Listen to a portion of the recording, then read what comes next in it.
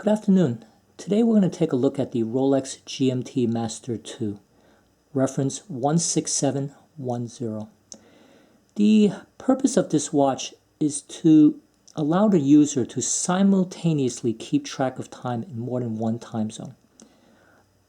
I'll tell you how that's done after we talk a little bit about the specifications. The case and bracelet are crafted from 904L stainless steel. With the exception of these two solid end links, here and here, the links on the bracelet itself are hollow. There's a fold-over clasp with an additional safety clasp to keep the watch more secure on the wrist.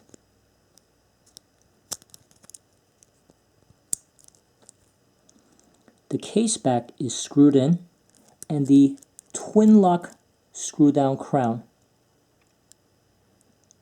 gives the watch a water resistance rating of 100 meters, about 330 feet. The crystal is flat sapphire and has a Cyclops date magnifier at the 3 o'clock position. The hands and indices are white gold and filled with superluminova.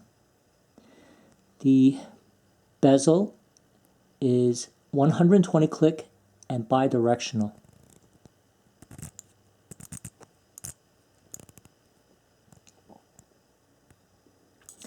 This is a COSC certified movement, and inside beats Rolex caliber 3185. Going at 28,800 beats per hour with a power reserve of 50 hours or so.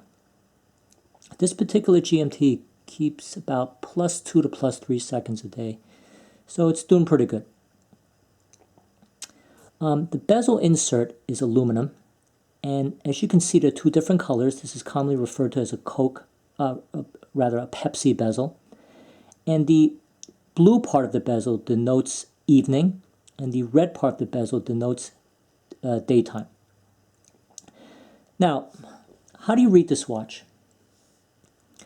Right now I have my local time, let's zoom in a little bit here, set at a little bit past 2 in the afternoon, and today's the 21st. Now my 24-hour hand, which is this hand here, is currently on GMT time, which is at 1800 hours, or about 6 in the evening.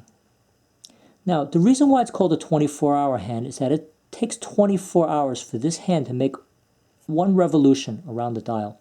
So henceforth, we'll call this the 24-hour hand, and this hand will be the 12-hour hand. Now, how do you use this watch? Now, as I mentioned before, I have this particular hand set on GMT time. Now, theoretically, you can set it to whatever time you want. You could set it to, let's say, the West Coast only. You could set it to Tokyo. You could set it to and your favorite foreign country, whatever. But I prefer to keep it on GMT time because I like to reference everything from GMT. So whatever country or time zone I'm interested in, all I have to do is remember or to know whether it's ahead of GMT or behind GMT and by how much. For example, I have this time, as I mentioned, I have this local time set at the Eastern Standard Time, which is currently 4 hours behind GMT. So how do I show that? I take the 4 here and I rotate it until it lines up with the 4 o'clock indice on the dial, like so. 4 o'clock, 4 o'clock. So right now the 24-hour hand is displaying 1400 hours, which is correct. That's 2 in the afternoon. So basically, wherever I am in this world, as long as I remember that Eastern Standard Time is currently 4 hours behind GMT, I'll always know what time it is in the Eastern Seaboard. Now, supposing I'm ahead of GMT. Let's say I want to know what time it is in Paris right now. Paris is +2 GMT. Now for plus, you do something a little bit different. You line up let's say the 2 here with the 12 o'clock marker. So that would be plus 2 GMT. So right now in Paris, it's 8 in the evening. Okay? So one more time. If you're minus GMT or behind GMT, you line up the number on the bezel insert with the corresponding number on the dial. So this would be, for example, this would be minus 4 GMT. Plus 4 GMT, for example, would be like this. Okay, so for plus, you line up the number with the 12 o'clock marker, and that would be plus. So I hope that isn't too confusing. Now, how do you set the time? Well, as you probably guessed, everything is done through the crown. If you unscrew the crown, the first click, I don't know if you heard that or not, you can wind the watch like so. Now you gently move it to the second click. Bear with me. Okay, I don't know if you heard that or not. It's very subtle. And now you can set the local time. You see how the hour hand moves independent of everything else? So for example, let's say I fly to California. Let's say I just got off at LAX. Okay, I know that's 3 hours behind New York City, let's say, or 3 hours behind the Eastern Seaboard. So what I'll do is I'll set it to 11 o'clock. Okay, so voila. Now I've got local time set in California. So if I'm in California right now, it's 11 o'clock. Now supposing I want to display the time in New York City. Now once again, New York City is minus 4 GMT. So take the 4, line it up with the 4 on the dial, the 4 o'clock indice on the dial, and now you're showing 1400 hours, or 2 in the afternoon in New York City, or some other place on the Eastern Seaboard, or the Mid-Atlantic states.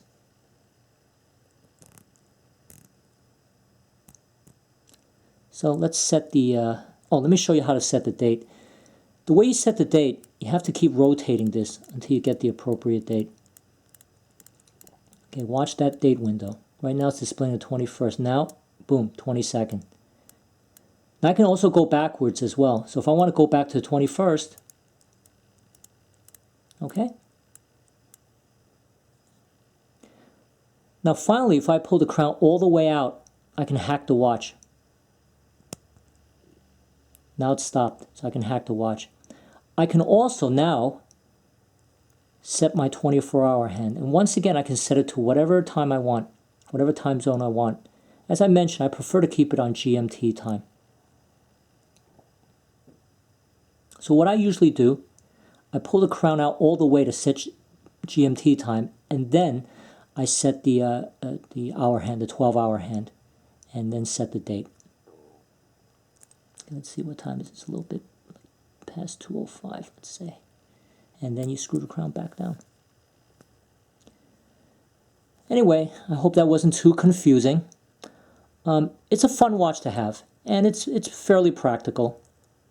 There are probably easier ways to tell GMT time. You could probably get G-Shock, and it'll provide you with a gazillion different time zones. But this is fairly simple and easy to use once you get the hang of it. And you know, it's very, very, how should I say, analog. You could pretty much tell at a glance what time it is and whether it's daytime or nighttime in your in the other time zone.